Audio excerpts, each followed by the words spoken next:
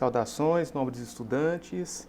Com esse vídeo a gente dá início então ao vídeo complementar para a aula 3, última aula da unidade 1, o espaço da EJA nas escolas do campo. Pensando na unidade 1, esse problema que a gente circunscreveu dentro dessa palavrinha, desse conceito de espaço. Nesse momento, eu vou buscar aprofundar algumas reflexões sobre o modo como o espaço ele condiciona, ele influencia em larga medida o público e o principal objeto da nossa disciplina é o modo como ele influencia a organização das nossas práticas didáticas, das nossas práticas pedagógicas para o trabalho da docência, do ensino nas turmas de educação de jovens e adultos, ok? Título da aula: Reflexões sobre as possibilidades de organização das práticas de ensino a partir da experiência na educação no campo. No início da unidade 1, quando nós abordamos a EJA no sistema prisional, nós tivemos ali um primeiro momento de discussão sobre o espaço. Na aula de hoje, complementar aquela, nós estamos ainda com foco nesse problema do espaço. E é a partir daí que eu gostaria que eu convido vocês, na verdade, a fazer então as reflexões que o texto dessa aula nos traz. Como de costume, conversei com vocês já sobre isso.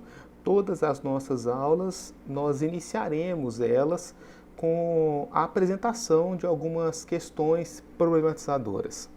Qual é a intenção dessa problematização inicial, né? A ideia é que nós possamos dialogar melhor com o texto, pensando o foco do nosso estudo, da nossa disciplina, que são as práticas da EJA, as práticas docentes, as práticas de ensino em turmas de EJA. Essas questões não necessariamente precisam ser respondidas pelo texto. Pode ser que o texto não as responda. No caso do texto de hoje, eu sinto que em larga medida ele oferece, se não respostas, pistas muito concretas sobre as respostas que essas perguntas possam suscitar. Mas pode ser que um texto, num determinado momento trabalhado, ou até mesmo esse, não responda a essa pergunta. Mas por que colocá-la? Porque ela nos auxilia a pensar um determinado problema que talvez no texto não tenha resposta, talvez socialmente não tenha uma resposta, mas nós, a partir dessa pergunta, a partir da leitura do texto, podemos pensar melhor a respeito de um problema que aquela questão possa nos ajudar, né? Nos auxiliar a compreender, a perceber e talvez desvelarmos os caminhos para a superação desse problema que nós observamos. São essas as questões problematizadoras, né? Como o espaço do campo influencia na composição das turmas de EJA? Importante essa pergunta. Da mesma forma como no texto anterior, nós buscamos entender o modo específico como a escola inserida no sistema prisional pode impactar no conjunto da forma como a escola se organiza, inclusive facilitando ou limitando o trabalho docente, e a gente explorou uma série de características naquele momento, né? Inclusive na aula síncrona, nós podemos conversar, discutir algumas dificuldades, o modo como a lógica da educação está subordinada à lógica da segurança, entre outros problemas, né? A sala trouxe alguns questionamentos sobre a questão do medo, do receio, né?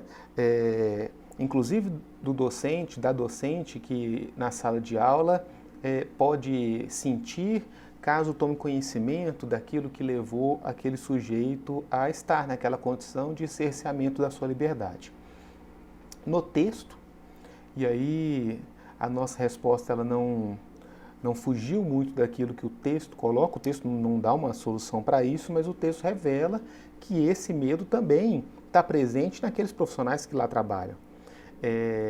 que lá foram investigados.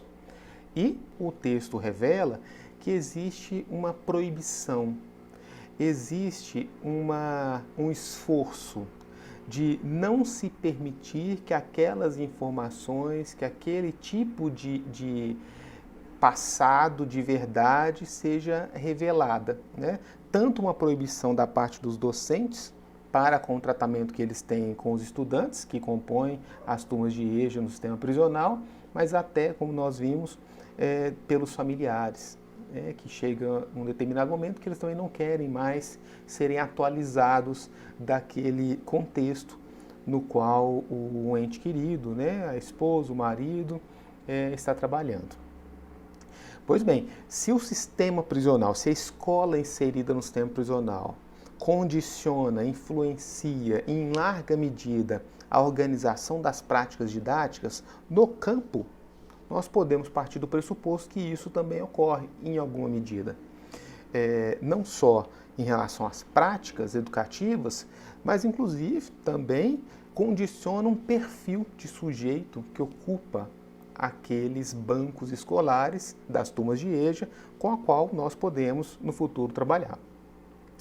E aí a primeira pergunta ela está buscando, né, nos fazer refletir sobre essa questão, como o espaço do campo influencia na composição das turmas de EJA.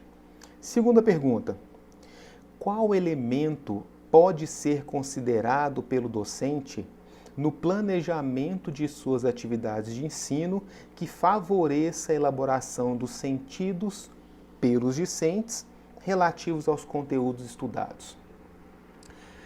Vocês devem se lembrar, né? Na nossa aula síncrona, eu perguntei o que é ensinar.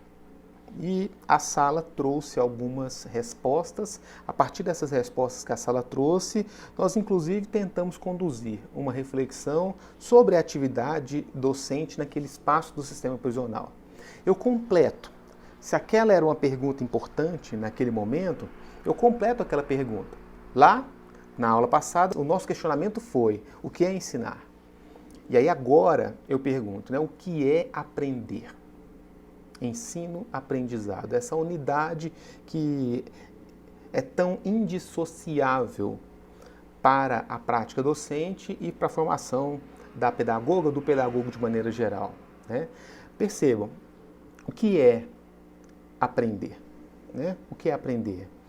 Na questão problematizadora, eu perguntei qual elemento pode ser considerado pelo professor na organização das suas práticas de ensino como elemento fundamental do seu planejamento que favoreça o aprendizado do docente. E aí a pergunta, né? Essa pergunta complementar agora, o que é aprender? Essa pergunta ela pode ter muitas respostas. À frente, numa determinada página da apresentação, eu vou aprofundar essa questão, mas a resposta, o que é aprender, ela pode ser diferente a partir do lugar teórico que o docente assuma. Se nós pensarmos essa pedagogia que nós chamamos de tradicional, ensinar é transmitir, passar um conhecimento de alguém que tem esse saber para alguém que não possua esse saber inicialmente. Se ensinar é isso, complementarmente, aprender é incorporar, né, tornar seu um determinado saber que você não possuía. Como é que o docente, como é que o professor no ensino tradicional, ele consegue avaliar o aprendizado do seu estudante, né? Você evidencia o aprendizado numa pedagogia tradicional na medida em que o seu estudante, ao ser perguntado sobre um conteúdo estudado, por exemplo, na medida em que ele é capaz de responder exatamente aquilo que foi ensinado. A distância entre a resposta do discente para aquele conteúdo que foi transmitido pelo professor é o diagnóstico por excelência do aprendizado. Quanto mais próximo a resposta do discente for daquele conteúdo que o professor ensinou, mais evidências o estudante estará apresentando de que houve ali um aprendizado efetivo. Existem outras definições possíveis de aprendizado, né? Quando nós pensamos a palestra de ontem da professora Juliana Pasqualini, ela coloca uma perspectiva de aprendizado a partir de uma outra referência teórica, né? A partir de uma referência, ela está mais próxima da pedagogia histórico-crítica, que tem as suas raízes, tem a sua historicidade, a sua constituição, largamente influenciada, né, pela psicologia histórico-cultural. E como é que eu posso diagnosticar o aprendizado nessa perspectiva da psicologia histórico-cultural? É uma outra via, né? Uma outra via que um pouco mais à frente nós vamos nos aprofundar um pouco nessa diferenciação. Se eu tenho clareza do que é exatamente o aprendizado, eu tenho, por assim dizer, clareza simultaneamente de qual é o objetivo da minha prática de ensino, né? O que é o aprendizado? Uma resposta possível para isso, não excluindo as diferentes respostas que os fundamentos teóricos distintos podem oferecer para definir esse fenômeno, eu posso, né, pensando a lógica da organização da escola, eu posso entender que o aprendizado é, por exemplo, um dos objetivos das práticas de ensino escolares. Uma primeira resposta, ainda sem uma fundamentação teórica do que caracteriza o aprendizado, mas já entendendo ele como algo que é pretendido, que é perseguido pelas práticas de ensino que a escola, por excelência, realiza no seu interior. Se o aprendizado é esse objetivo que a escola persegue, a partir das práticas de ensino que ali acontecem, que elemento eu posso aproveitar, eu enquanto professor posso aproveitar esse elemento para que esse elemento me favoreça o alcance desse objetivo específico da minha prática, que é o aprendizado do discente. Importante isso. A nossa disciplina, ela tem um viés muito claro. A nossa disciplina pretende ser uma disciplina que pense a prática docente. Enquanto uma disciplina que pensa a prática, reconhecer que elemento eu, docente, posso aproveitar para que com ele eu organize a minha prática de modo a ampliar as minhas chances de sucesso em alcançar o objetivo que eu persigo, isso é fundamental, né? E o texto nos dá algumas pistas importantes que podem ser objeto de estudo e aprofundamento em outro momento, mas o texto ele nos dá uma pista valiosa sobre como instrumentalizar pedagogicamente as necessidades que os próprios discentes possuem, mesmo antes de chegar à escola.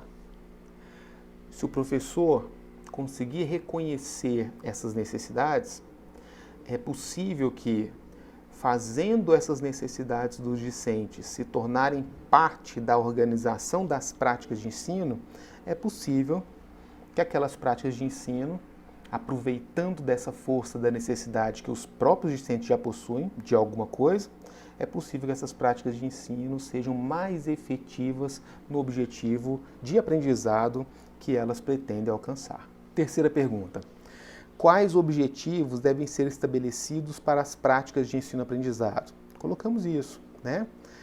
Eu tenho um ponto de partida, que a gente acabou de comentar, né? Aproveitar algumas necessidades daqueles discentes. Eu tenho um meio, um processo. A prática de ensino e aprendizado ela acontece enquanto meio, enquanto processo desse fenômeno que pode permitir que eu alcance aquele objetivo, que é o aprendizado. E a pergunta é: quais objetivos devem ser estabelecidos para a prática de ensino-aprendizado? Na perspectiva que os autores, Vasconcelos, coloca para esse texto, e que em larga medida coincidem, por exemplo, com o objetivo que a professora Pasqualin, na palestra no primeiro fórum nosso de ontem, também colocou, e que, por consequência também, se aproxima desse objetivo educacional que a psicologia histórico-cultural acaba nos favorecendo a pensar, né? Qual é esse objetivo? O aprendizado, o desenvolvimento do discente. Elemento que a gente pode, com mais clareza, também pensar com um pouquinho mais de profundidade a partir desse texto. Quarta e última questão problematizadora: qual o ponto de partida e o meio que viabilizará o alcance desse objetivo educacional escolhido? Essas três perguntas, né? A segunda, a terceira e a quarta questão problematizadora, elas estão extremamente vinculadas. A terceira e a quarta é o desdobramento daquilo que a segunda questão coloca, né? Quando a segunda questão busca verificar que elemento o professor pode aproveitar para suas práticas de ensino, de alguma forma ela já está revelando qual é o meu ponto de partida, qual é o meu processo e qual é o meu objetivo formativo com aquela prática de ensino. Questões que precisam estar muito claras para nós, professores, no exercício da nossa prática. Eu vou ensinar, eu vou trabalhar na escola, eu vou lecionar. Ok, eu vou ensinar. Vou ensinar o quê? Vou ensinar isso para quê? Vou ensinar isso a partir de onde? Elementos centrais, absolutamente vinculados às condições que o espaço possibilita, o espaço escolar, que pode acontecer em vários locais, no sistema prisional ou aqui nesse caso no campo, mas elementos sem os quais a minha prática de ensino dificilmente pode ser pensada, dificilmente pode ser planejada e dificilmente me permitiria o alcance de algum objetivo se não contemplasse essas questões fundamentais. Primeiro título, né? Então, a EJA no campo, condicionamentos provocados pelo espaço no perfil dos sujeitos que compõem as turmas de EJA.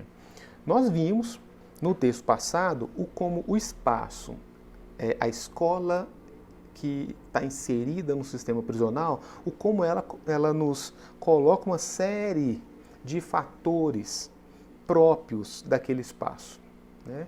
Me chamou na leitura daquele texto, né, me chamou muito a atenção o modo como a lógica pedagógica, a lógica educacional, acaba sendo subordinada à lógica da segurança. A lógica da segurança ela é a prioritária, é dela que se organiza todo o restante do espaço, inclusive dos sujeitos que lá estão, que só estão lá por uma questão de apenamento, né, de restrição de liberdade.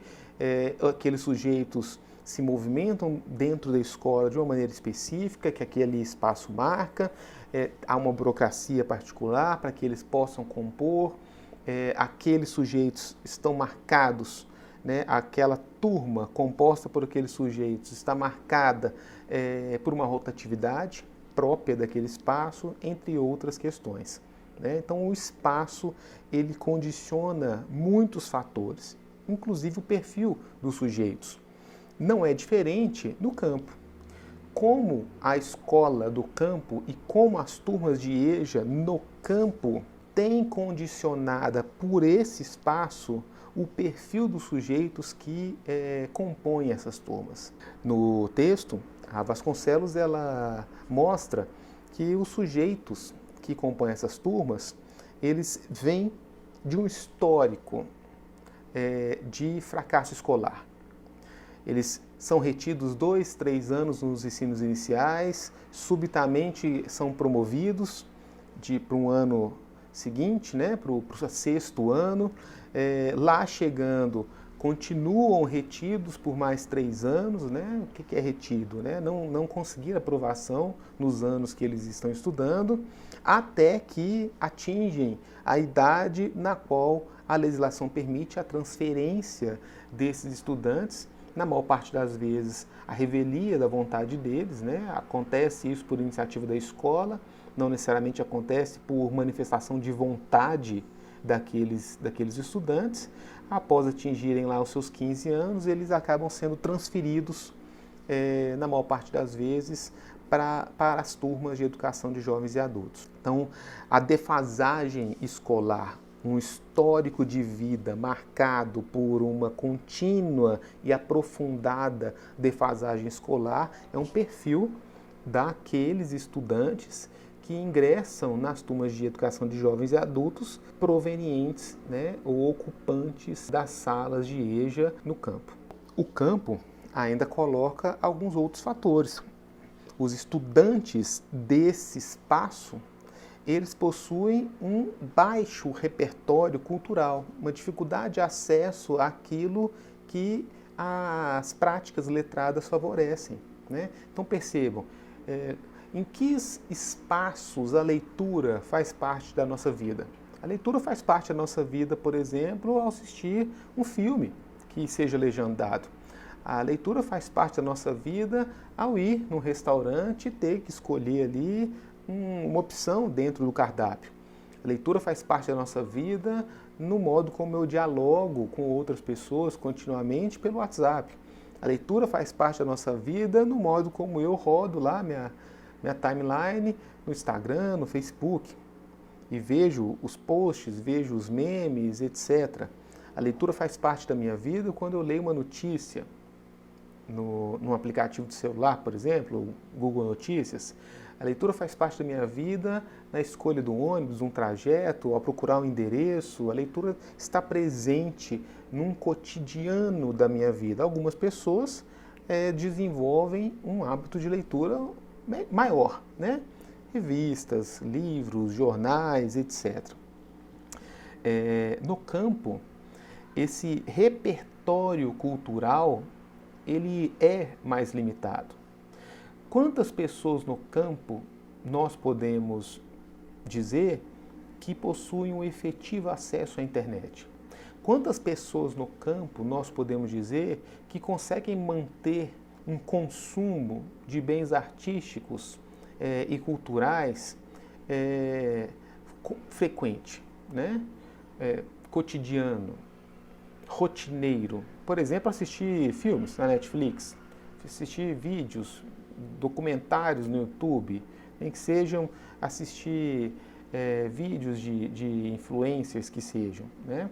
Quantas pessoas no campo nós podemos dizer que efetivamente experimentam no seu dia a dia de vida práticas que exijam dele o domínio da leitura, do entendimento daquilo que está sendo lido, da expressão oral e escrita da língua portuguesa? Como? Em que medida essas pessoas estão experimentando essas vivências no dia a dia das suas vidas, né? E o que a Escola do Campo, na leitura da Vasconcelos, nos mostra é que essas pessoas elas têm um baixo repertório cultural nesse sentido. Elas experimentam nas suas vivências particulares poucas oportunidades de acesso a esses bens culturais que acabam favorecendo o desenvolvimento, por exemplo, das habilidades de leitura, de escrita, né? Ela discute muito o problema da alfabetização e do letramento, e esse baixo repertório cultural está extremamente próximo à facilidade, à capacidade com que esses estudantes vão, por exemplo, se apropriar do conhecimento escolar.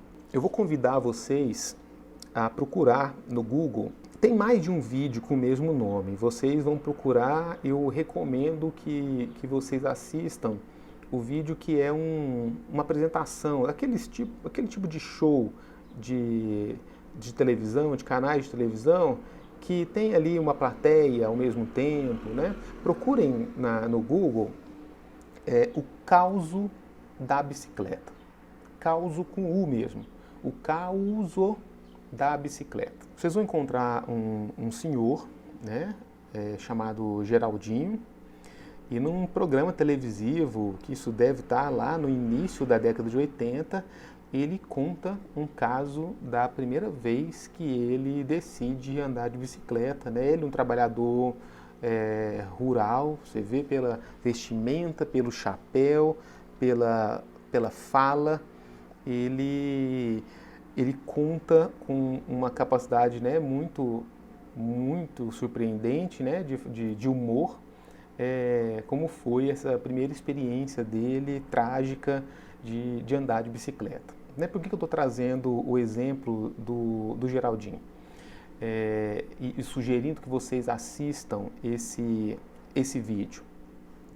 Na página 119, a Vasconcelos ela comenta que esse público do campo domina uma variedade muito particular, né, vernácula.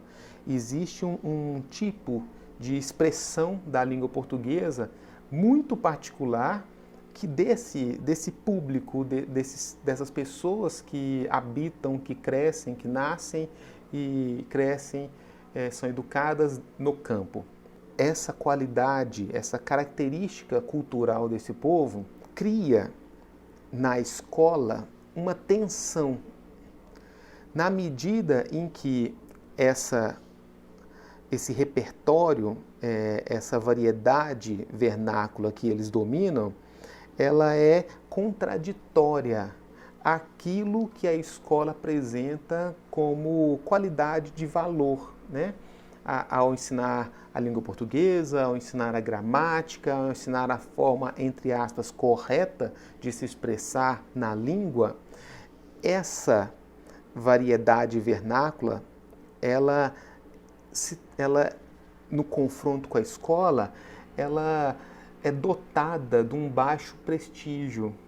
Ela frequentemente se torna uma espécie de fator dificultador do modo como aqueles estudantes poderão se aproximar do saber da escola.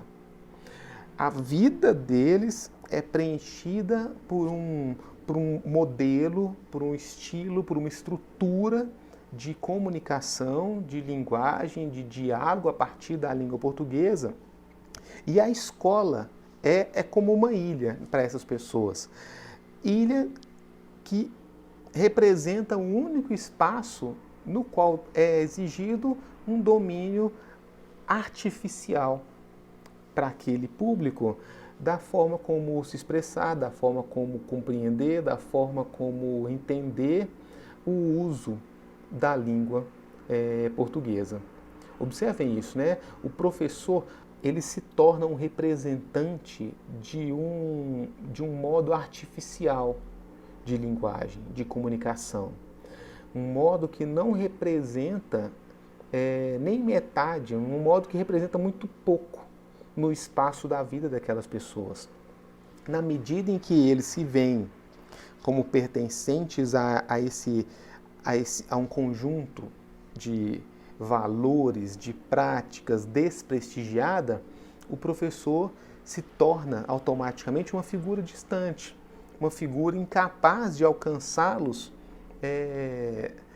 no seu interesse de poder favorecer processos de aprendizado, inclusive, por exemplo, do domínio da norma culta. Não é? Esse vernáculo, essa variedade, esse domínio de uma variedade vernácula muito específica, ela acaba se tornando um distanciamento, né, desses sujeitos em relação à escola, em relação ao saber escolar. E o Geraldinho, a sugestão que eu coloquei para vocês assistirem o vídeo do Geraldinho, primeiro porque é uma pessoa com um carisma absurdo. Ele consegue contar o caos dele e tirar sorriso de qualquer pessoa, né? Acredito eu. Ele tem esse dom, essa qualidade. No entanto, para nós, pessoas da cidade, é difícil entendê-lo, né? Ele vai usar um conjunto de palavras que para nós não vai ter o menor sentido e que nós vamos terminar o vídeo dele sem compreender o significado daquelas palavras. Vamos entender o conjunto do que ele falou, do que ele discutiu, das piadas que ele fez, mas haverão verbetes, expressões que ele vai utilizar, né? Vão utilizar de maneira natural, espontânea e muito frequente na fala dele, expressões que para nós não faz o menor sentido, né? Da mesma maneira que ouvi-lo falar, se expressar, nos parece estranho e temos dificuldade de compreendê-lo, da mesma forma como nos é difícil para eles, estudantes do campo, das turmas de EJA, ao encontrarem com o professor que se expressa, se organiza, que pensa, que escreve de uma maneira tão diferente ao que eles estão habituados, esse estranhamento da parte deles é tão grande quanto o nosso, ou até o deles seja maior ainda, na medida em que nós somos poucos representantes de um tipo de diálogo, de organização da língua, do pensamento, que represente essa norma culta, né? No cotidiano da vida dessas pessoas, há uma predominância absoluta de uma característica específica, de uma forma de organização da língua muito específica. E o professor, sendo tão exótico e diferente, ele acaba não tendo muita condição de poder oferecer para o seu estudante meios de alcançá-lo, inclusive de facilitar a forma como o saber escolar pode ser entendido como algo que a gente aprende, né? Algo que eu posso dominar, algo que eu posso desenvolver em mim. Ainda nesse título, né? A EJA no campo, condicionamentos provocados pelo espaço no perfil dos sujeitos que compõem as turmas de EJA. Na página 120, a Vasconcelos, ela confirma alguns elementos que a gente discutiu até agora e que reforçam, né, aquilo que é a nossa experiência, inclusive de estágio, para quem já tiver passado por uma turma de EJA, ou até nesse momento mesmo, né, entendendo a natureza dessa turma nas outras disciplinas que vocês têm de EJA no 7º período, a Vasconcelos ela confirma isso que a gente encontra na literatura e na experiência do estágio, por exemplo, da forma como a maior parte dos jovens e dos adolescentes que compõem as turmas de EJA são transferidos para lá, são levados para lá, frequentemente de maneira compulsória pela escola, sem exatamente consultá-los dessa vontade, desse interesse, dessa necessidade, por questões de dificuldade de aprendizado, né, dificuldade de leitura, dificuldade de escrita, dificuldade com as noções e os conceitos matemáticos, mas fundamentalmente também por indisciplina. Eu trabalhei em uma escola e eu vou tomar o cuidado de não dizer o nome dessa escola por questões éticas. Na minha experiência enquanto professor de educação básica numa escola pública aqui na cidade de Uberlândia, isso ficou muito claro para mim, né? A escola ela tinha literalmente como uma prática histórica no interior daquele espaço a divisão dos estudantes por uma espécie de peneira da disciplina. Então o estudante ele por exemplo, ele compõe uma turma do ensino regular matutino. Quando ele é reprovado num determinado conteúdo, ou quando ele apresenta um desvio de comportamento, de indisciplina, pensando aquilo que a escola apresenta enquanto desejo de conduta do estudante, esse estudante lá do matutino ele vai sendo gradativamente excluído dessas turmas, né? Se ele é reprovado, por exemplo, quando o pai, a mãe vai fazer a rematrícula dele, lá na secretaria já acontece a instrução, né? Ó, o ano X que seu filho devia ir, ele é daquela turma que está passando de ano, né? Então, como seu filho não passou de ano, ele está na turma Y, a preferência dessa turma é daqueles que estão vindo, né, da turma anterior, que estão sendo aprovados e estão vindo para essa turma. Como seu filho ele não foi aprovado, ele é o último dessa preferência, a preferência é daqueles que estão chegando, né? Se não houver vaga, a gente vai ter que matriculá-lo no turno da tarde. E as famílias vão perdendo esse espaço, né? Que o filho ocupava, que a filha ocupava. Então ele era do matutino por algum motivo, porque foi reprovado, por um problema de indisciplina, que muito frequentemente também culmina na reprovação do estudante. Ele acaba não podendo mais integrar aquelas turmas do matutino, turmas no geral mais homogêneas, no sentido da idade que aqueles jovens, aquelas crianças possuem em relação ao ano escolar que elas ocupam. Perdendo aquilo, no turno da tarde vai se estabelecendo aquela cultura escolar que faz sentir aquela turma da tarde como uma espécie de desviados, né? As pessoas concentram ali as pessoas que reprovaram mais, concentram ali as pessoas que têm mais dificuldade, concentram ali aquelas pessoas que têm mais problema de comportamento. Essas turmas, ainda assim, vivenciam essa peneira, né? Os estudantes vão sendo reprovados, chega numa determinada idade, a escola fala, você já tem tantos anos, você tem que ir para o EJA. O EJA é no noturno. Os estudantes vão também, alguns apresentando problemas de disciplina. Chega uma hora que não tem condição mais de você ficar nessa turma. Se você quiser terminar, você vai para o noturno.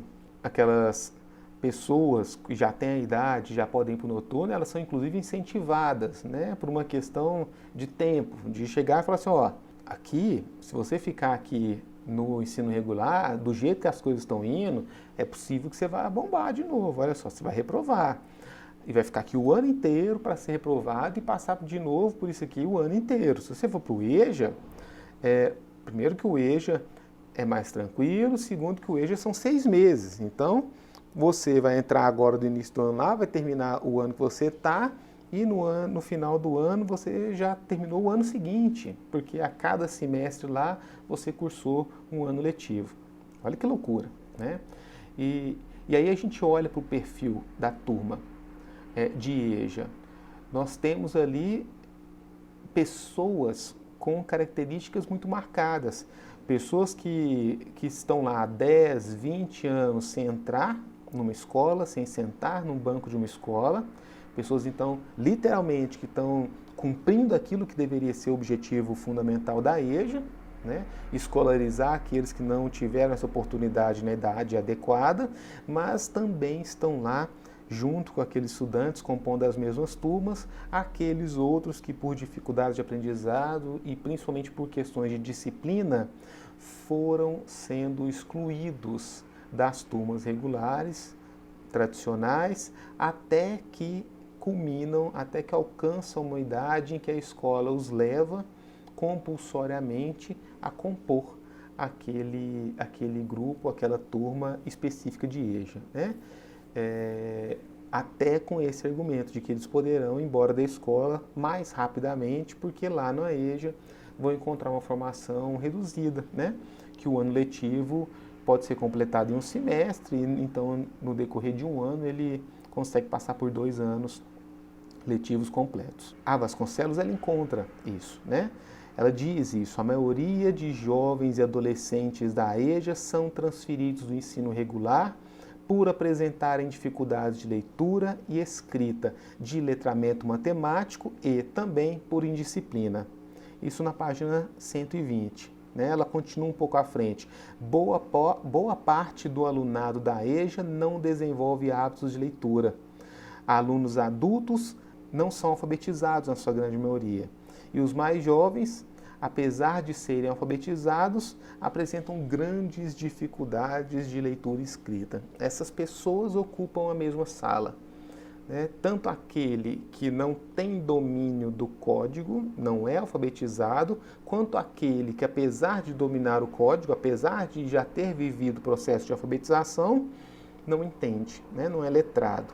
ele não entende o que lê, não consegue fazer um uso voluntário da escrita, da argumentação, ainda que oral, para expressar, né, intencionalmente aquilo que deseja, aos moldes do que, por exemplo, a gente encontra na forma culta, né, no domínio da língua, a partir desses saberes escolares. Na última tela, sobre esse título, né, a EJA no campo, condicionamentos provocados pelo espaço no perfil dos sujeitos que compõem as turmas de EJA, tem um elemento muito importante que a Vasconcelos traz, que é a própria forma de organização do trabalho pelo professor, marcado por uma fragmentação, uma dificuldade de se integrar aqueles diferentes docentes que participam da educação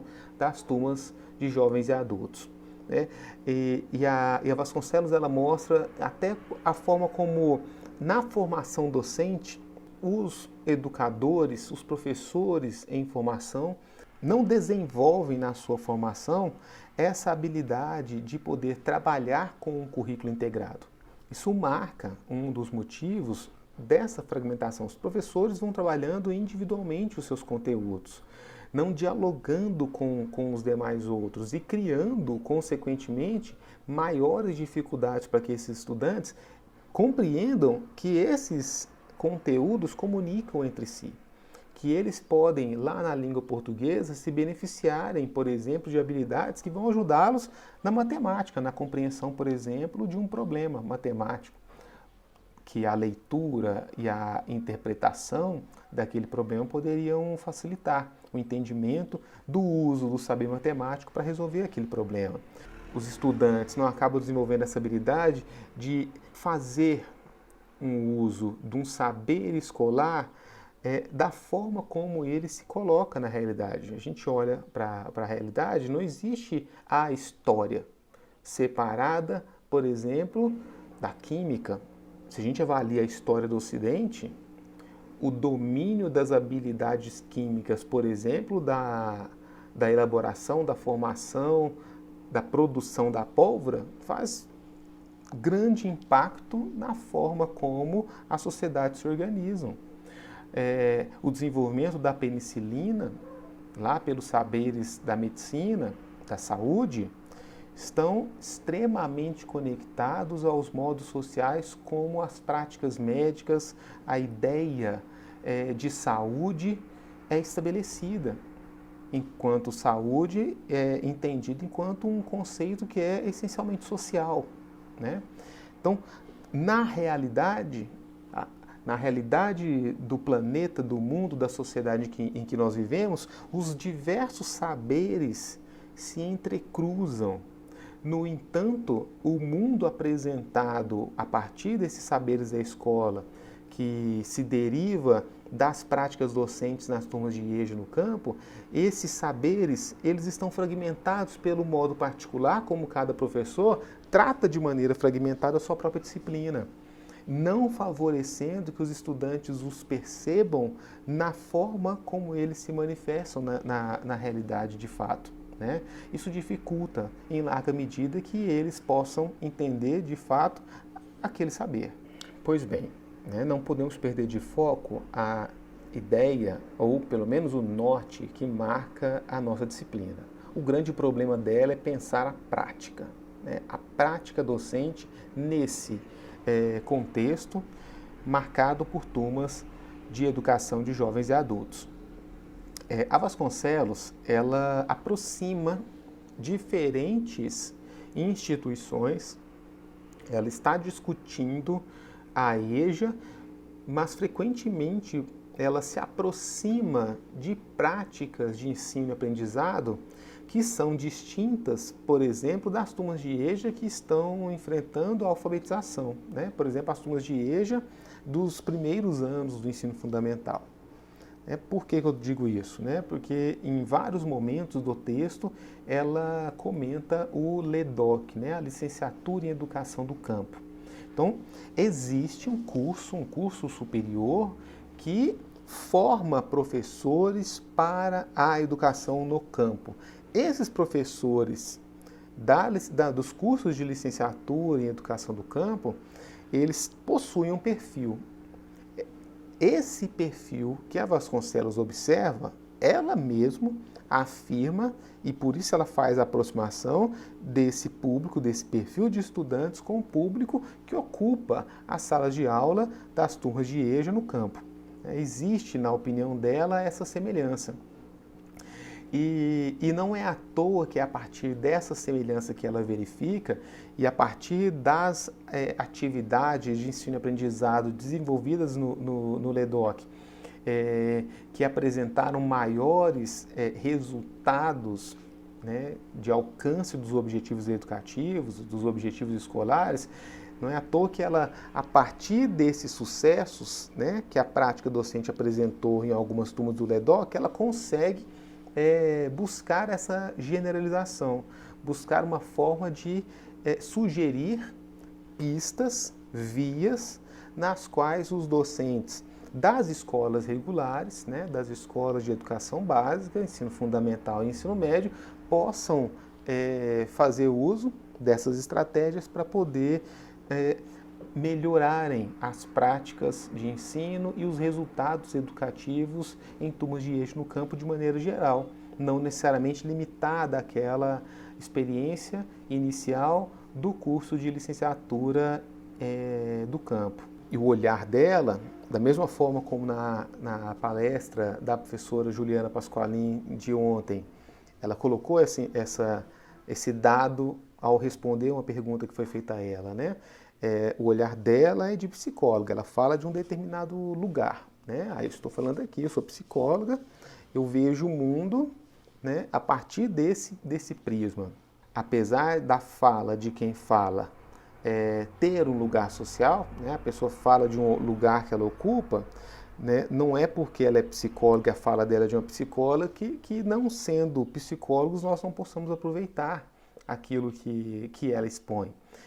O mesmo acontece aqui no texto da Vasconcelos, quando ela apresenta as práticas educativas que o curso de licenciatura do campo desenvolveu e que podem ser aproveitadas de maneira bastante interessante por outras turmas, por outros níveis de ensino, né, em turmas que tenham de alguma forma um público semelhante àquele que foram experimentadas essas atividades educativas no LEDOC. Percebe? Então, ela traz uma hipótese extremamente válida para nós pensarmos a educação nas turmas de EJA, né? E ela traz, junto com essa hipótese, objetivos formativos. Eu estou educando para quê? Ela fala o problema do texto é a linguística, é o campo de estudo dela, né? O campo de estudo dela. Então ela também tem, assim como eu citei o exemplo da professora Juliana Pasqualin, ela também tem um lugar social do qual ela fala. E enquanto pessoa que estuda, se debruça para a compreensão da língua, ela tem uma sugestão, né? Ela indica uma via possível de estabelecimento dos objetivos educacionais a partir do letramento. Por isso, esse texto pode nos beneficiar tanto, porque apesar do objeto escolhido pela professora Vasconcelos, apesar do objeto que ela vislumbra nessa análise ser as atividades desenvolvidas, as atividades de ensino-aprendizagem desenvolvidas no âmbito do curso de licenciatura do campo, apesar dela apresentar dados desse espaço em específico, ela, ao estabelecer o letramento enquanto um objetivo da prática educativa, ela se aproxima daquilo que pedagogas e pedagogos vão fazer nas turmas de alfabetização e letramento, né, dos primeiros anos do ensino fundamental, com turmas nas quais a preocupação com esse domínio do código linguístico e o desenvolvimento dessa habilidade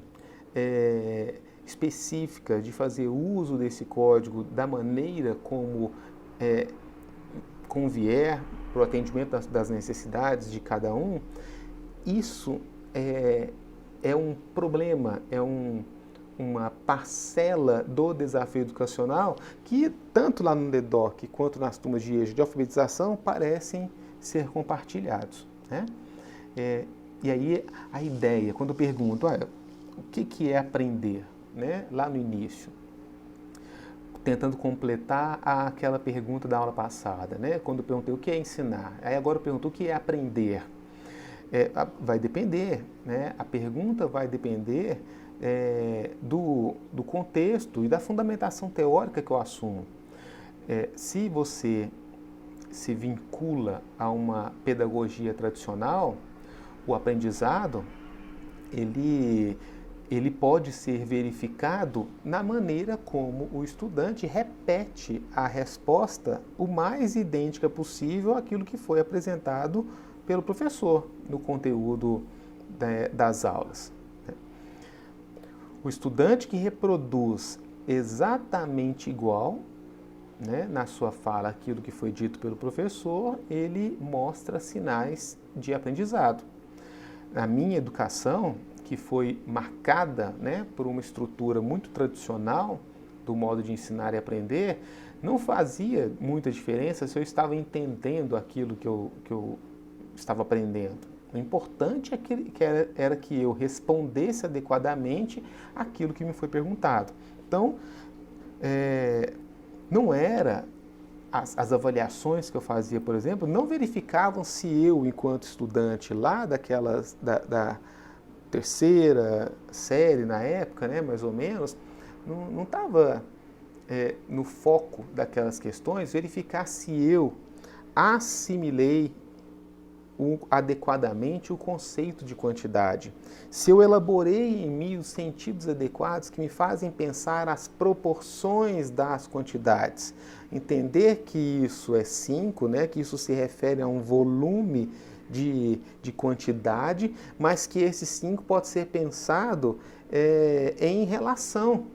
Por exemplo, numa relação de 3 porções de 5 unidades. Já pensou? Vou falar para você, eu vou lá na padaria, não, me dá 3 saquinhos com 5 pães cada. Quantos pães eu tenho?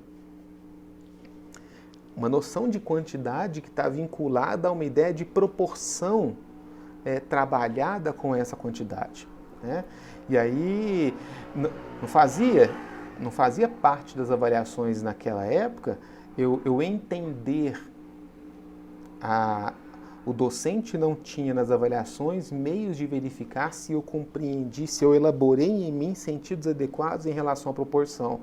Cabia naquelas avaliações verificar se eu, ao ver a conta 3 vezes 5, se eu responderia adequadamente que eram 15. Né? E aí as estratégias educativas da minha época eram marcadas, por exemplo, da tabuada.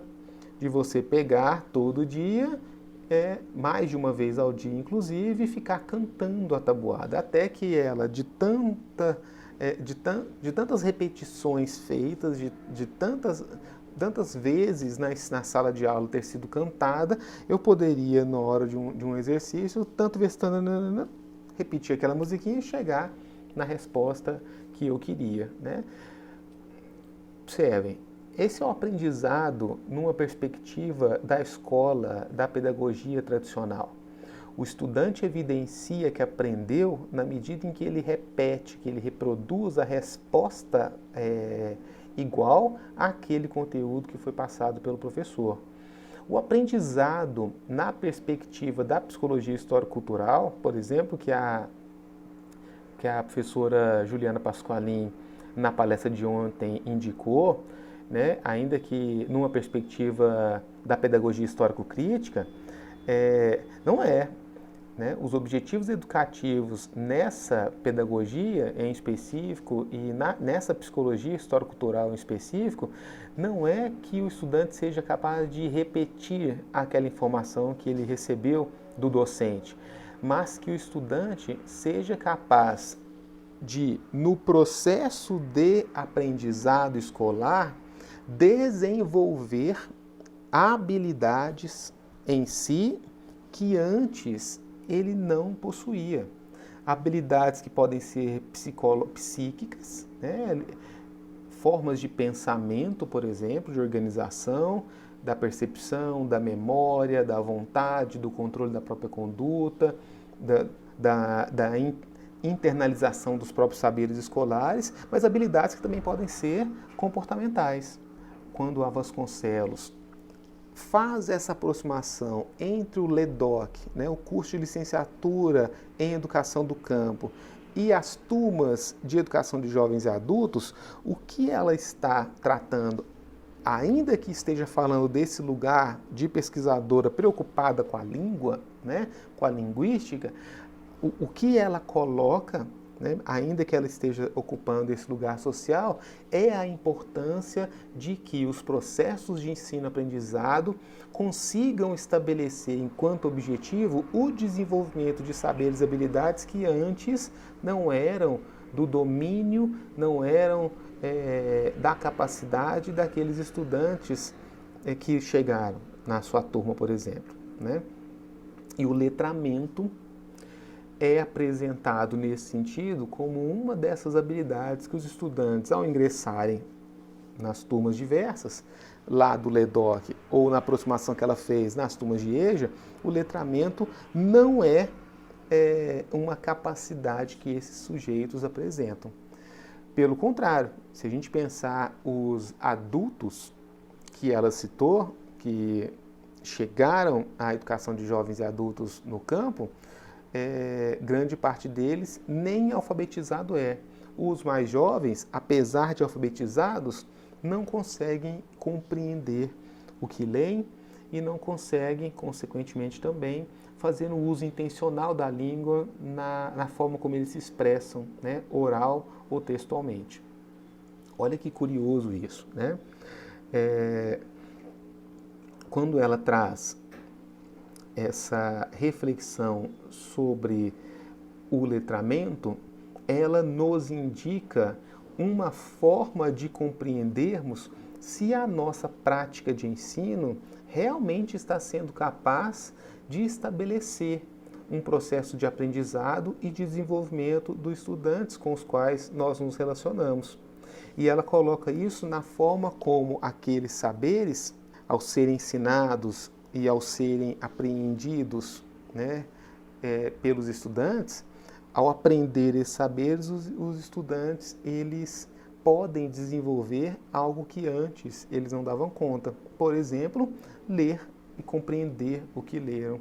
Expressar textualmente de maneira adequada a partir de um uso intencional da língua, né?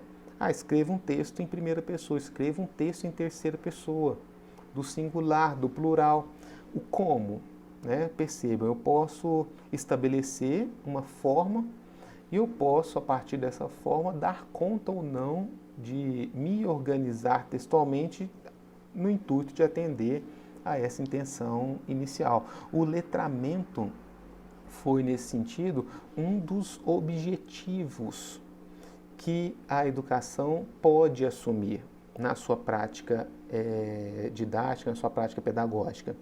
Sendo o letramento uma habilidade, um resultado, um objetivo muito claro do que significa e para o qual eu caminho, a clareza desse objetivo me permite também fazer um diagnóstico do aprendizado do meu estudante, da forma como ele, no decorrer daquele processo, vai elaborando em si sentidos adequados em relação àquele objetivo que eu planejei. Observe o quanto isso é distinto daquilo que a pedagogia tradicional faz. A pedagogia tradicional, o que ela fez foi apresentar, enquanto evidência do aprendizado, o modo como o estudante vai repetir aquilo que o professor ensinou da maneira mais fiel, mais semelhante, idêntica possível. O estudante que repete lá a tabuada, para a professora que avalia dessa maneira, ela vai dar total para ele, se ele consegue cantar a tabuada igualzinho do início ao fim. não necessariamente ele vai entender o modo como a noção de quantidade está sendo trabalhada ali com a noção de proporções daquela quantidade, né? Isso não é o estabelecido. Alguém que está em processo de alfabetização pode ser avaliado a partir do domínio básico do código linguístico, né? Saber que B com A vai formar BA, saber que a letra D com U vai formar DU, saber que a letra M com E vai formar ME ou ME. Eu posso dominar o código linguístico sem necessariamente saber como enviar uma mensagem pelo WhatsApp para uma pessoa que eu gostaria de falar. Eu posso dominar o código linguístico sem necessariamente dar conta de entender um texto com o qual me deparei numa rede social. Né? Estar alfabetizado não é sinônimo do estar letrado. E quando eu estabeleço como objetivo o letramento, eu também estou estabelecendo as possibilidades de diagnóstico que o professor tem chance de estabelecer para poder verificar se aquele objetivo está sendo gradualmente alcançado. Se a cada aula, a cada esforço do estudante, se a cada momento estamos, enquanto turma, mais próximos daquele objetivo que eu estabeleci.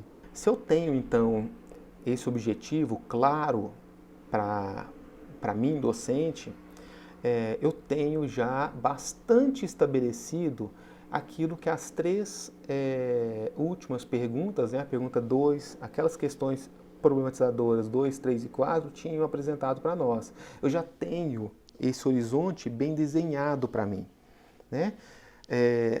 Qual é o meu objetivo? O meu objetivo é o desenvolvimento da habilidade de letramento.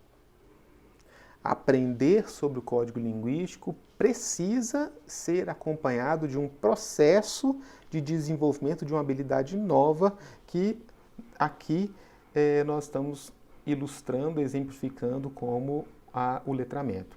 Ok. Se esse é meu objetivo, de onde eu parto? Que caminho eu percorro a partir do meu ponto de partida, né? Que caminho eu percorro para alcançar esse objetivo? E aí a gente vai revelando, a partir dessas reflexões do texto, esses outros elementos, né? Começa lá no slide de número 7, um título chamado As práticas de letramento, as necessidades alicerçam a elaboração de sentidos relativos aos conteúdos estudados. E ela coloca lá na página 121 a seguinte citação, né? É um trabalho diferenciado junto a eles, né? Eles quem? Os estudantes do campo, né? Um pouquinho à frente, por meio das aulas com foco em leitura e produção de texto que retomam conteúdos mais relevantes da educação básica, dos gêneros textuais, dos gêneros acadêmicos requeridos na universidade, do campo, dos quilombolas que compõem as turmas de EJA, do desenvolvimento desse letramento. Observem o seguinte, tendo estabelecido o meu objetivo, como eu posso estabelecer o ponto de partida para a organização das minhas práticas que me permita, no decorrer desse processo, me aproximar do objetivo pretendido? O que a Vasconcelos nos mostra, né, nos sugere, as pistas que ela apresenta para que essa organização do trabalho docente aconteça com maiores probabilidades de sucesso, é a forma como o professor pode se valer, pode aproveitar as necessidades que já estão presentes nos próprios estudantes. Aqueles estudantes, no seu dia a dia de vida, com certeza vivenciam situações nas quais, se eles dominassem, tivessem um domínio seguro da língua portuguesa e da norma culta, é possível que eles teriam algumas situações de vida facilitadas ou algumas necessidades de vida atendidas. Aí eu fico pensando, né, inclusive em forma de buscar elementos ilustrativos que possam sugerir indicativos dessas necessidades, né? Por exemplo, a gente pode perguntar, literalmente, falar assim, ó, fulano, ciclano, beltrano, que momentos da sua vida que o domínio da leitura, que o entendimento daquilo que você leu te faz falta? Pode ter estudante que vai revelar que para ele é muito difícil a forma como ele não compreende, por exemplo, uma bula do medicamento, né? Então ele tem lá um medicamento que ele não utiliza há um tempo, né? O filho, a filha apresentou, por exemplo, uma febre, e ele precisa medicar esse familiar. E ele vai lá, pega o medicamento e na bula, ainda que ele seja alfabetizado, ele não consegue compreender as instruções que estão lá, que indicam quantidades de medicamentos diferentes a partir do peso ou a partir da idade daquele sujeito que precisa tomá-lo. Pode ter uma pessoa que sinta necessidade de conversar mais, de ter mais proximidade com os familiares, que de repente conseguiu acesso à internet na sua residência, né? A gente tem internet no campo hoje em dia, o campo não vai ser totalmente coberto pela rede, mas onde a pessoa instalar o aparelho, naquela proximidade ali, ela de repente consegue, né, ter uma conexão que pode dar para ela a chance de enviar e receber mensagens, né, fazer parte do grupo lá de WhatsApp da família, ver as postagens que o filho, que a filha que foi para a cidade, que o sobrinho, que a afilhada, que o irmão, que a irmã que não mora com ela, estão fazendo lá no Facebook. E aí, o quanto de desejo, de vontade de fazer parte desse espaço está presente naquele público? Pode ter alguém, uma senhora, um senhor, que diga que gostaria de ler a Bíblia, né? Fala assim, olha que legal, não, então o senhor quer ler a Bíblia? Ah, que igreja o senhor pertence? Ah, eu sou de uma igreja evangélica. Ah, olha só, Lutero, 500 anos atrás, já tinha dito, né, não preciso que ninguém leia para mim, né? Uma Bíblia que está numa outra língua, em latim, não, eu quero ler, eu sou capaz de interpretar, então a Bíblia tem que estar na minha língua, para que eu possa ler e fazer a minha interpretação. E aí, de repente, a gente tem, 500 anos depois de uma revolução protestante, da reforma protestante, alguém que está na mesma condição de necessidade, né? Pertence a uma igreja na qual que não existiria sem esse princípio da liberdade de cada sujeito poder fazer a sua própria leitura do Evangelho, mas ela não tem essa condição, né? E ela depende dos outros para isso.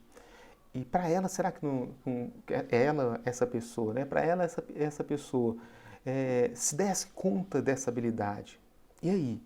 Seria importante, né, ter clareza das necessidades que o nosso estudante apresenta, é um ponto de partida muito capaz de dar direcionamento para as práticas educativas, né, alimentado, né? As práticas educativas, elas vão se alimentar, elas vão se fortalecer dessa motivação que já é presente no estudante.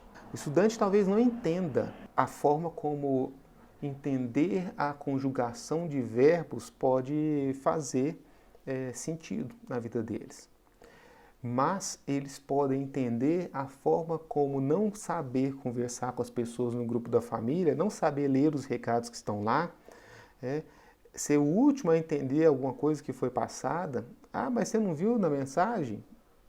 Falas como essa que são simples, né? Alguém pode dizer sem nenhum propósito de ofender, né? Ah, eu não estava sabendo disso. Não, mas você não viu? Mandei essa mensagem no grupo. Falas que todos nós já falamos em algum momento.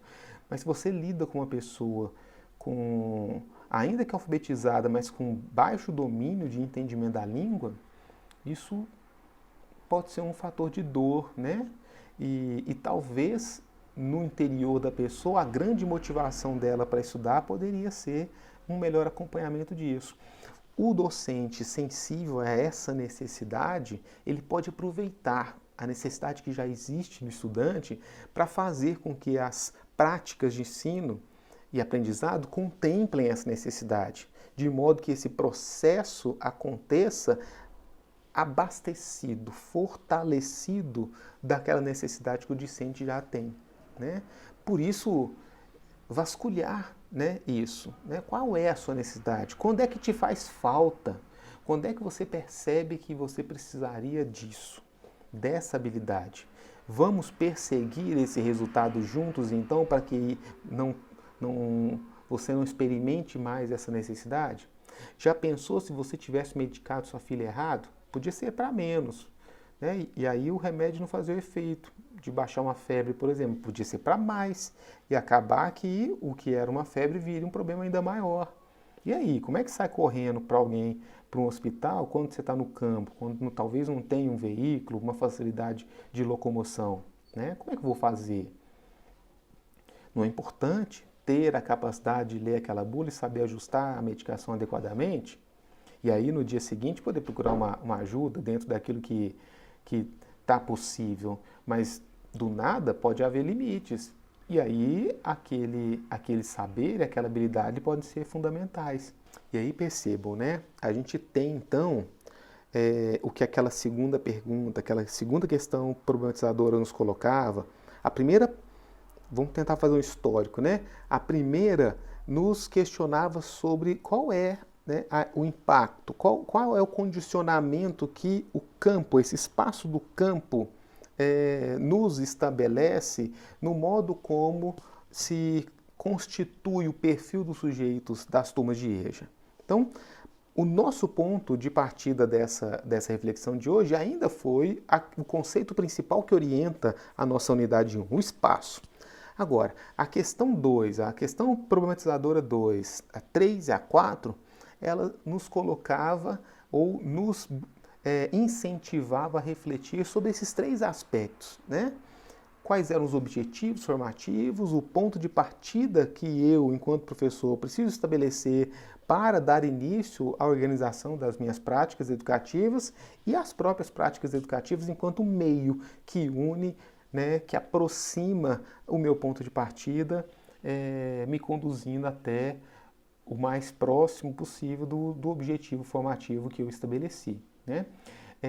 E aí a gente dá início, então, a esse terceiro, salvo me engano, terceiro título, né, da nossa apresentação. Se a necessidade é o ponto de partida, se as atividades de ensino-aprendizado são os meios, qual será o fim, o objetivo das práticas educativas?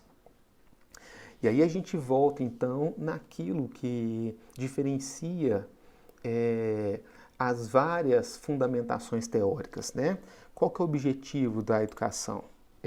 Na nossa aula sincrônica anterior, eu fiz a pergunta, né? O que é ensinar? E a gente completa agora com a pergunta, o que é aprender? 2 telas atrás, nós comentamos o modo como aprender.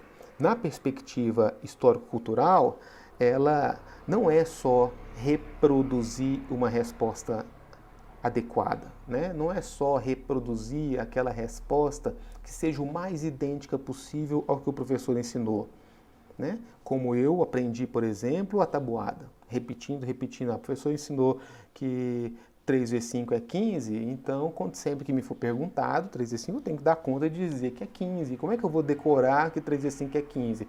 0 vezes 5, 0, 0 vezes 1, 5, 2 vezes 5, 10.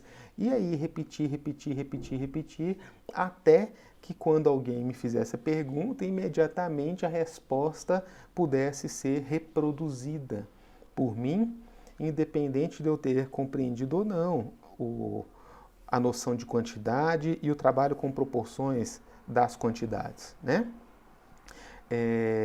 Aprender na perspectiva histórico-cultural, e os autores eles citam, inclusive Vygotsky, quando eles vão falar do conceito de andaime, andaimização, né?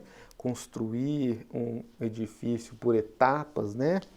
Já viram o andaime, né? Que pintores utilizam, por exemplo, para acessar lugares altos, né? Pedreiros utilizam para acessar lugares altos também, né? Aqueles ferros que vão se encaixando como Lego, e aí a cada encaixe ele vai construindo um andar novo e eles põem uma tábua ali, né? Entre aqueles metais do andame para poder trabalharem em locais mais altos e com uma liberdade de movimento maior do que uma escada poderia oferecer, por exemplo, né? Que a escada está presa dentro daquele degrau e no andaime você consegue se movimentar ao longo do que aquela tábua que eles colocam por cima dele permite, né? Para trazer esses conceitos, a Vasconcelos ela cita Vygotsky, inclusive. E nessa perspectiva histórico-cultural, da psicologia histórico-cultural, que é Vygotsky que a inaugura, o aprendizado ele não pode ser pensado, né? A gente só consegue discutir o conceito de aprendizado, e por isso eu pergunto, o que é aprender, né? Nós só conseguimos discutir o conceito de aprendizado em Vygotsky se ele for pensado em unidade para com o conceito do desenvolvimento, né? O aprendizado, ele é um processo que deve promover, ele deve impulsionar o desenvolvimento. Desenvolvimento de quê?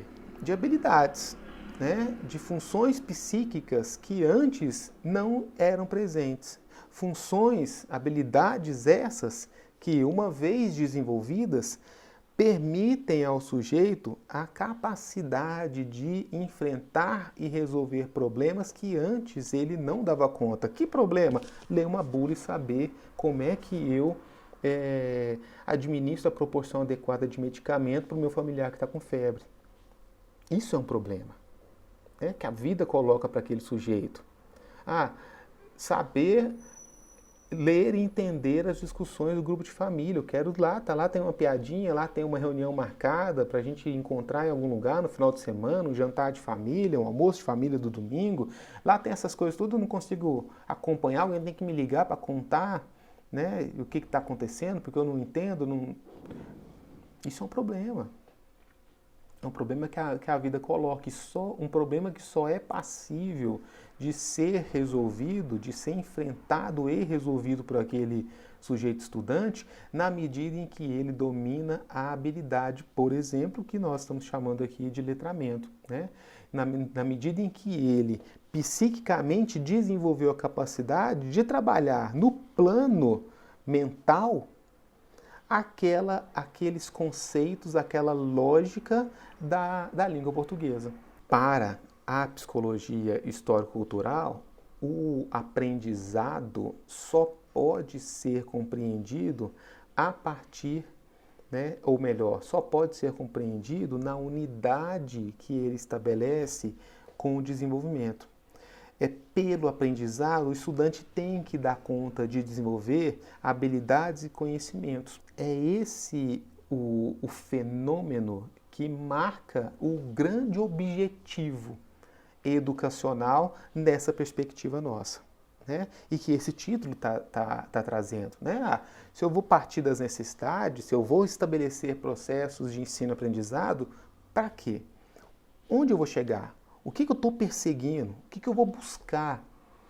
Como eu vou observar o meu estudante e verificar se eu estou me aproximando dos objetivos que eu planejei? Na medida em que aqueles estudantes começarem a evidenciar no seu comportamento, nas habilidades que eles revelam, capacidades de enfrentar e resolver problemas que antes eles não davam conta, né? E é aquele estudante que mostrou a necessidade de ler uma bula, né? Você pode dar um remédio para ele. E aí? Fulano, deixa eu te perguntar. Aqui está um remédio. Outro remédio, que nem o que ele citou, né? Porque eu tenho um remédio aqui. Qual que é a dosagem que eu tenho que tomar? Eu tenho, considerando que eu tenho tantos quilos e tal idade. Olha só, né? Se aquele estudante que no início do ano, de um período letivo qualquer, olhava com estranhamento aquelas letras da bula e não sabia apreender dali nenhum tipo de significado, na medida que ele elabora em si sentidos apropriados para o que é a língua portuguesa e desenvolve essa habilidade que nós estamos chamando de letramento, a bula, ainda que carregada de termos técnicos, não é um objeto tão misterioso mais. porque haverá naquele tanto de termos diferentes do cotidiano dele, escritos naquele papel, haverá lá uma hora posologia. Crianças de tanto a tantos anos, tal dosagem. A tantos anos, tal dosagem. Adultos, tal dosagem. Ó, pessoa, você falou que tem tal idade, aqui, né, a partir de adultos, a dosagem não está relacionada àquilo, para você tomar esse medicamento, aqui está recomendando um comprimido. Né? 5 ml, 10 ml, 40 gotas, sei lá. Né? Olha que interessante. Isso é o objetivo. Isso é o grande fim que as práticas educativas devem perseguir. Que no texto da Vasconcelos, pensando as turmas lá do LEDOC, né, do curso de licenciatura em Educação do Campo, ela estabeleceu como letramento. E a partir desse objetivo letramento, ela fez uma aproximação com as turmas de EJA. As turmas de EJA, especialmente essas que estão passando pelo processo de alfabetização lá nos primeiros anos do ensino fundamental, elas também podem ter, enquanto objetivo da prática docente, o letramento. Estabelecemos, né, com mais clareza esse ponto de partida e esse objetivo da prática docente a partir dessa perspectiva teórica que é a psicologia histórico-cultural. Pensando nisso, eu vou fazer a leitura de uma citação presente na página 122 do texto da Vasconcelos. Né? Lá no meio do parágrafo, o parágrafo já tinha começado, ela coloca assim: como conceito sociolinguístico primordial para o desenvolvimento acadêmico em geral, temos o de competência comunicativa, que é a capacidade do falante que permite saber o que falar e como falar, adaptando-se às circunstâncias e fazendo escolhas linguísticas intencionais, adequando a linguagem e utilizando-as nas interações sociais. Assim, é papel das instituições educacionais estimular a competência comunicativa dos estudantes, especialmente daqueles com pouco acesso à cultura letrada. Olha que citação que deixa claro, né? Para ser muito transparente, na metade desse caminho ela também faz indicação de IMES, eu não sei se a pronúncia está correta, né? 1972, 1986, quando ela apresenta o conceito de competência comunicativa. Olha que clareza que a Vasconcelos conseguiu dar para definir o seu objetivo educacional. Eu tenho, né, como ponto de partida privilegiado para a organização das minhas práticas docentes as necessidades que os estudantes já trazem para mim, que não estão imediatamente reveladas, mas eu como professor posso, no diálogo, na interação com eles, descobri-las. E a partir do conhecimento que eu, professor, tenho daquelas necessidades, utilizá-las enquanto um combustível motivador, né, aproveitando essa motivação e essa necessidade que já existe, né, um combustível motivador para o envolvimento nas práticas educativas. Agora, para quê? Eu vou fazer isso tudo para quê? Para alcançar o quê? Aqui nós temos um conceito muito claro que define o seu objetivo educacional, que a Vasconcelos, por exemplo, cita no trabalho desenvolvido pelo LEDOC, né? Que é o desenvolvimento da competência comunicativa. Né?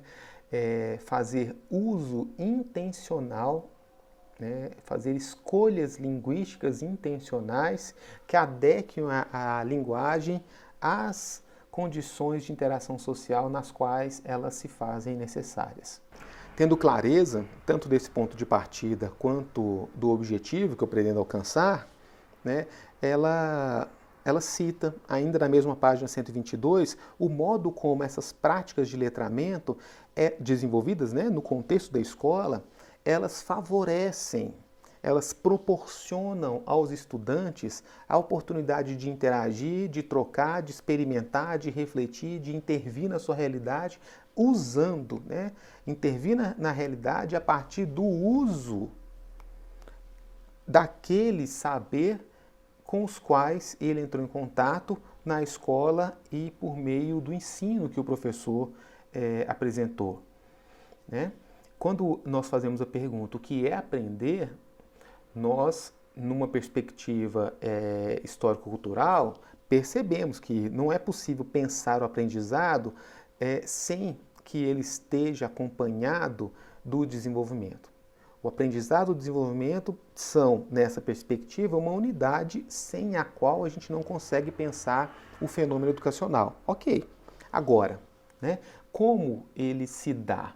Percebam as habilidades, os conhecimentos que vocês já dominam. Eu pergunto, né, para vocês. Muitas de vocês talvez morem sozinhas desde algum tempo e precisaram em algum momento da sua vida saberem preparar seu alimento, por exemplo, né? Saber cozinhar. Seja para si mesma, para a sua família. Será que alguma de vocês aprendeu a cozinhar simplesmente assistindo MasterChef? Liga na televisão, olha, vai lá e faz igual. É assim, né? Abrir um livro de receita e aquilo simplesmente aconteceu dentro da sua cabeça a ponto de você simplesmente saber cozinhar? As pessoas aprendem a cozinhar. Não é assim, não é só de observar. As pessoas aprendem a cozinhar cozinhando, né? Foi lá fazendo, foi lá mexendo, foi lá sentindo, interagindo, experimentando aquela prática que no decorrer de um tempo, dentro de si, foram elaborados sentidos e habilidades que te levaram a essa condição de saber, por exemplo, cozinhar. Depois que você sabe, você pode até assistir um MasterChef e falar, nossa, que ideia massa, nunca tinha pensado em fazer isso daquela forma. Mas aquela habilidade já está ali, né?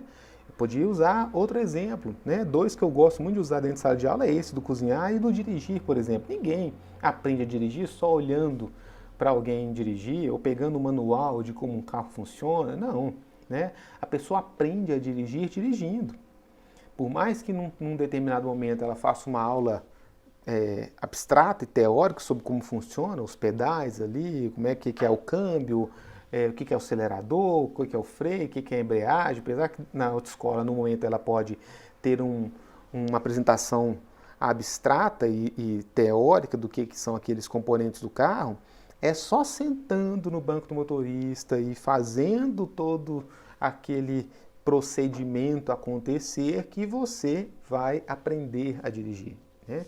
Dirigir é um processo, é um resultado, é uma habilidade que se desenvolve nos sujeitos na prática daquilo. Dominar a língua, nessa perspectiva, também é um processo que o envolvimento, a interação, a experimentação, a interferência no mundo a partir da língua, experimentada a partir da língua, que vai ser viabilizada, né? Eu não aprendo a falar se não for falando. Eu não aprendo a escrever um texto num perfil acadêmico se não escrevendo-o, né? Vocês estão aí no 7º período, vocês estão há 7 períodos lendo textos acadêmicos. E talvez agora, nesse momento, se deparem com a diferença que é entre ler um texto acadêmico e escrever um texto acadêmico. Agora, ninguém aprende a escrever um texto acadêmico baseado num instinto genético, né? Ninguém nasceu sabendo escrever um texto num estilo, numa estrutura dissertativa típica da academia. Não, é nesse exercício, né? Vocês vão ter a oportunidade, não sei se vocês têm guardadas as avaliações escritas que já fizeram, se tiverem isso, tem a oportunidade, por exemplo, de lê-las. É possível que vocês percebam que aqueles textos, aquelas respostas para avaliações escritas que vocês apresentaram lá no primeiro semestre do curso, no primeiro período, não é o mesmo texto, com o mesmo tipo de organização estrutural, com o mesmo tipo de narrativa, de uso das terminologias, dos conceitos que vocês apresentam hoje. Não pode ser, né? Porque se for lá do primeiro período para agora, isso vai significar que o curso foi um grande fracasso na capacidade de desenvolver em vocês uma habilidade acadêmica que define o que é ser pedagogo. Pedagogo não é um resultado natural, né? Ninguém nasce pedagogo, mas se torna, né? Da mesma forma que se torna engenheiro, que se torna biólogo, que se torna médico, que se torna qualquer coisa. Mas é um processo de formação. Se vocês tiverem essas respostas guardadas e forem verificar ao longo do tempo, vocês vão ver que alguma coisa transformou em vocês. E atingir, pensando o texto da Vasconcelos, atingir esse objetivo educacional da competência comunicativa, que ali está ilustrado por essa habilidade do letramento, exige necessariamente que o estudante experimente, vivencie situações com as quais ele possa fazer uso desse saber escolar na forma como interage com o mundo, de modo que ele, ao exercitar esse saber, assimile, interiorize, elabore em si os sentidos adequados daquilo que ele tá estudando, né, na escola. Olha que interessante, né? Então, vai ficando cada vez mais claro o nosso grande esforço nessa disciplina vai ser sempre pensar a prática. A prática é o grande problema que essa disciplina quer trazer. Na unidade 1, o nosso lugar de reflexão foi o conceito de espaço, ou está sendo o conceito de espaço. Esse espaço, ele causa condicionamentos e influencia em larga medida as nossas práticas. Pensar a prática nessa disciplina depende de pensar onde essa prática vai acontecer, não é? Mas nesse texto, né, a partir desse lugar do campo, no qual a Vasconcelos vai trazendo as reflexões, nós vemos que ela também consegue nos apresentar de maneira bastante didática, né?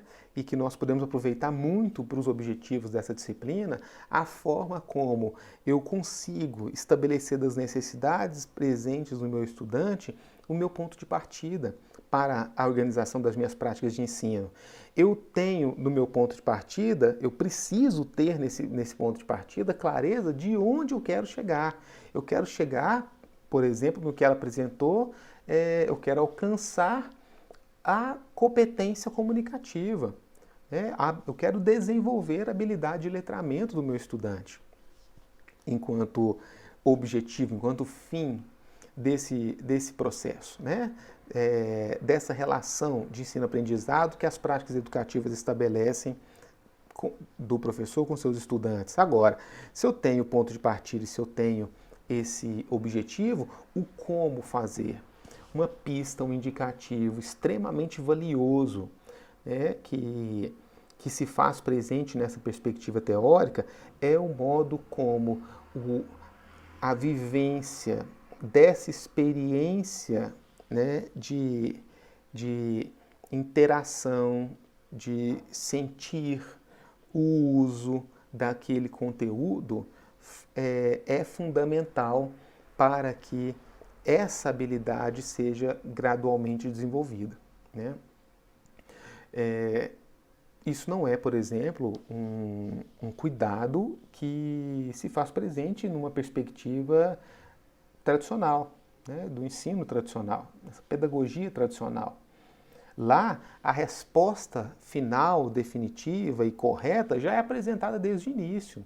O estudante é marcado pelo esforço, né, o processo de aprendizagem do estudante é marcado pelo esforço de reproduzir da maneira mais próxima e fiel possível aquele conteúdo que foi apresentado. Não é o caso do que está sendo discutido aqui. O que está posto nesse texto é o modo como cabe ao professor a organização de práticas educativas que permitam ao estudante experimentar o saber que ele precisa dominar. A habilidade que nós perseguimos enquanto objetivo educativo, né, o aprendizado, ele está em unidade com o desenvolvimento. Aquele objetivo educativo assumido, que é o desenvolvimento de uma habilidade, ela acontece necessariamente nesse contato, nessa interação e nessa prática do estudante para com aquilo que ele aprende, né? Ou seja, de novo, né, a unidade entre o aprendizado e o desenvolvimento. Aprender e se desenvolver estão intrinsecamente, né, essencialmente relacionados ao exercício daquilo que é o problema educacional enfrentado naquele momento, né? Então não é só ler, é ler e entender o que está ali escrito. Não é só dominar o código linguístico e saber que B mais A é ba, que N mais A é na, e se eu repito N mais A vai virar banana. Não, não é. Não é só dominar a lógica da estrutura do código linguístico, mas é dominar essa estrutura, mas sabendo fazer uso intencional dela no modo como eu me expresso e no modo como eu assimilo. É ler e entender o que foi lido. É ler, e como é que eu leio e entendo o que foi lido? Praticando e exercitando a leitura e o entendimento. Como é que eu expresso de maneira adequada aquilo que eu pretendo expressar a partir de um uso consciente e intencional da língua? Expressando determinada argumento, narrativa, a partir de um uso intencional da língua. Eu alcanço esse objetivo exercitando o próprio objetivo, a partir daquele saber teórico. Lá na página 122, 123, a Vasconcelos, ela começa lá, né, no meio do parágrafo, está dito assim: as práticas de letramento nas instituições de ensino revelam as interações sociais e as identidades dos sujeitos envolvidos no processo de ensino e aprendizado. É a partir daí que os textos devem ser trabalhados em sala de aula, a fim de que os sujeitos desenvolvam uma consciência crítica acerca de sua realidade, ao mesmo tempo em que se tornem proficientes da língua escrita, né? A habilidade perseguida, ela acontece simultaneamente ao processo de aprendizado. As duas coisas vão acontecendo juntas. E aí um pouquinho mais à frente, já na página 123, ela diz: o trabalho com textos deve ir muito além da habilidade de codificação e decodificação. É preciso trabalhar com diferentes gêneros textuais, partindo da leitura do mundo dos sujeitos aprendizes para a leitura da palavra e em direção à prática da escrita. Olha o caminho, né? De novo, partindo ali das próprias qualidades e necessidades do sujeito, mas estabelecendo a partir desse ponto uma via na qual gradativamente a gente se aproxime daquele fim pretendido. E ela chamou nesse texto, né, que ela discute a experiência lá do curso de licenciatura em Educação do Campo, ela chamou esse meio, né, esse processo que nós utilizaremos para sair do ponto de partida nosso em direção a esse objetivo educacional, ela chamou de protocolos de leitura, né, uma metodologia que exemplifica um tipo de prática com vistas ao letramento. Então, eu quero desenvolver a habilidade de letramento. Como eu faço isso? No trabalho, na pesquisa da Vasconcelos, ela observou a prática dos protocolos de leitura, que se dava como, né? Lá na página 123 em diante, ela está discutindo isso, né?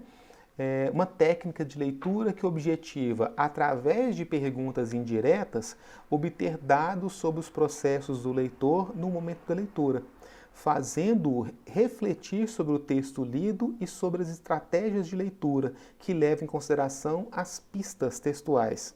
Os protocolos podem ser orais ou escritos, eles apontam as dificuldades ou facilidades de entendimento do leitor acerca do texto e acionam os conhecimentos prévios que são necessários à compreensão do texto. Olha que legal, né? Então, numa determinada turma que está sendo trabalhado esse processo de alfabetização e letramento, nós, enquanto docentes, pedagogos da educação básica, lá dos primeiros anos do ensino fundamental, podemos trabalhar com texto. Podemos trabalhar com textos que derivem das próprias necessidades daqueles estudantes. E o professor pode planejar questões que podem ser feitas, né, ao longo do exercício de leitura desses textos, que vão exigir do estudante a habilidade pretendida. Quando nós pegamos aquilo que a Vasconcelos apresentou dos objetivos, ou melhor, que ela apresentou das questões que acompanhavam o protocolo de leitura, nós vemos que cada questão foi cuidadosamente pensada com vistas ao estudante dar conta de compreender aquilo que foi lido, né? Lá na questão 1 que ela apresentou, a finalidade dela era que os estudantes pudessem analisar, ou melhor, era que ela pudesse analisar se os estudantes identificavam o gênero do artigo. Isso que tipo de... é um poema? É uma poesia? É um artigo. Será que eles estão identificando o gênero, artigo desse texto? Na questão 2, identificar o título. O que é que está dando nome aqui ao texto? Na 3, identificar a área de conhecimento. Linguagens, no caso. Lá na questão 5, eles deveriam demonstrar habilidade de síntese. Do que trata esse texto? Imagina, fizemos uma pequena leitura do material aqui. Fulano, do que esse texto trata? O que foi discutido nesse material, nesse parágrafo? Lá na questão 6, refletir sobre a finalidade do artigo. Tá, esse artigo ele trata do quê? Disso, mas ele foi escrito para quê? Para que serve, né? Lá na questão 7, eles deveriam identificar os elementos textuais do gênero estudado. Então, olha que legal. Cada questão ali apresentada foi cuidadosamente planejada para oferecer para o estudante momentos, né, possibilidades de esforçar aquilo que é o objetivo. Ser letrado ou ter habilidade de letramento é evidenciada pela capacidade de pegar um texto e saber o que é o título, do que se trata, para que ele foi escrito. Isso está escrito no texto, está dito. Agora, não quer dizer que ao ler eu entenda, não quer dizer que ao ler eu compreenda. Mas no trabalho docente, que ali proporciona essa chance de experimentar essa dificuldade de experimentar o contexto no qual eu só resolvo aquele problema pela habilidade que eu preciso desenvolver, essa organização do ensino dessa forma se constitui enquanto meio bastante promissor para que eu alcance o objetivo educativo pretendido. Olha que massa, né? Então, nesse texto, a gente tem a possibilidade de pensar, a partir de um espaço muito particular, que é a educação no campo, formas nas quais a minha prática, que é o grande problema dessa disciplina, pode ser organizada da maneira mais promissora possível, nesse intuito de conseguir fazer com que o meu estudante, ao aprender, desenvolva. Ao aprender algo novo, desenvolva habilidades e saberes que antes ele não dominava. Por fim, lá na página, no slide 14, eu apresento a bibliografia que nos organizou nos estudos de hoje e uma imagem da Vângela do Carmo Vasconcelos, autora desse artigo da aula de hoje, imagem que eu tirei do próprio currículo Lattes dela, né? Olha que legal, pessoal. eu espero que essas reflexões e que esse vídeo complementar, ele possa nos ajudar muito nesse desafio, né? De fazer com que as nossas práticas, elas possam contemplar os elementos essenciais daquilo que a nossa organização nos exige. Eu não consigo ter uma prática absolutamente espontânea, né? Por isso, lá naquele espaço do sistema prisional, o problema do imprevisto e do improviso foi tão discutido e problematizado naquele momento, né? Porque o imprevisto me exige o improviso. Eu vou precisar improvisar uma prática. Agora, como é que eu improviso? Do nada, né? Baseado em quê? A educação não pode viver só de improviso, né? Muito pelo contrário. A educação ela precisa estar apoiada, os processos educativos precisam estar apoiados num processo muito cuidadoso de planejamento daquela prática, né? As nossas práticas precisam ser resultado de um planejamento muito cuidadoso. E esse planejamento precisa contemplar o lugar, o espaço onde eu estou trabalhando. Mas não só. A partir desse espaço, do conhecimento do que aquele espaço condiciona, por exemplo, no perfil do meu estudante, eu preciso estabelecer os meus objetivos educacionais, onde eu quero chegar com essas práticas. Para chegar lá, eu vou partir de onde? Quais são as necessidades que meus estudantes apresentam, necessidades essas que seriam atendidas se eles tivessem hoje a habilidade que eu pretendo alcançar, que eu pretendo desenvolver junto a eles, né? Quais as necessidades eles apresentam hoje que se eles tivessem essa habilidade hoje formada, satisfariam essas necessidades. Essas necessidades são o meu ponto de partida. É a partir deles que eu consigo aproximar das minhas práticas ou alimentar as minhas práticas dessa motivação que já é presente na pessoa dos estudantes. Estabelecido o meu ponto de partida e o meu objetivo educacional, como, né, caminhar? Como desenvolver a minha prática? Como organizar, planejar o meu ensino de modo que eu possa gradualmente favorecer processos de aprendizado que desenvolvam a habilidade perseguida, né?